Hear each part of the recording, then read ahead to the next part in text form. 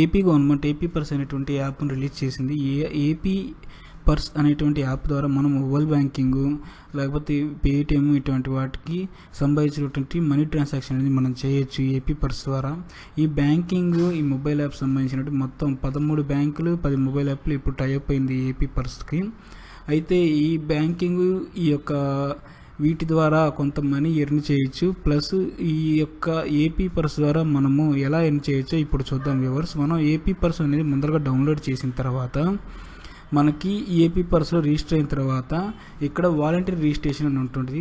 ఈ వాలంటరీ రిజిస్ట్రేషన్లో మనం సైన్అప్ అయిన తర్వాత మనకి ఇట్లాగా 4 ఫామ్లు అనేది రిలీజ్ అవుతూ ఉంటుంది. ఇట్లాగా urban mission training, urban consumer training, merchant training ఇట్లా ఈ విధంగా ఓపెన్ అవుతుంది. ఇవన్నీ ఏంటంటే గ్రామీణులకి డిజిటల్ రూపంలో, అక్షరాస్యత రూపంలో, ఫైనాన్షియల్ అక్షరాస్యత ఇటువంటి వాటిల్లో ట్రైనింగ్ ఇవ్వాలి, యువత ట్రైనింగ్ ఇవ్వాలి, వాటిని ప్రోత్సహించాలి అనేటువంటి విధంగా దీన్ని చేశారు. దీంట్లో ఏంటంటే మనం ఎవరైతే ట్రైనింగ్ ఇచ్చామో వాళ్ళ యొక్క షాప్ ఏమైనా ఉంటే, డిస్టిక్ ఏమైనా, మున్సిపల్ ఉన్నా వాటికి సంబంధించిన డేటా అనేది మనం సబ్మిట్ చేస్తాం.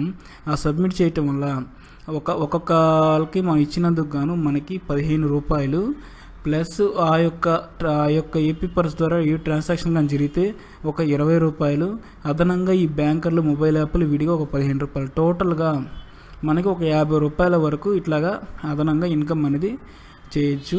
ఇట్లాగా ఇది డిజిటల్ యువత ద్వారానే ఇది జరగాలనేసి ఈ గ్రామీణ ప్రాంతంలో ఉన్నటువంటి డిజిటలైజేషన్ చేయాలని చెప్పి ఏపీ సీఎం గారు ఇది ప్రవేశపెట్టారు. దీని ద్వారా ఒక 5,000 పాకెట్ మనీ లాగా యువతకు రావాలని చెప్పేసి ఈ విధంగా అవకాశాన్ని ఇచ్చారు.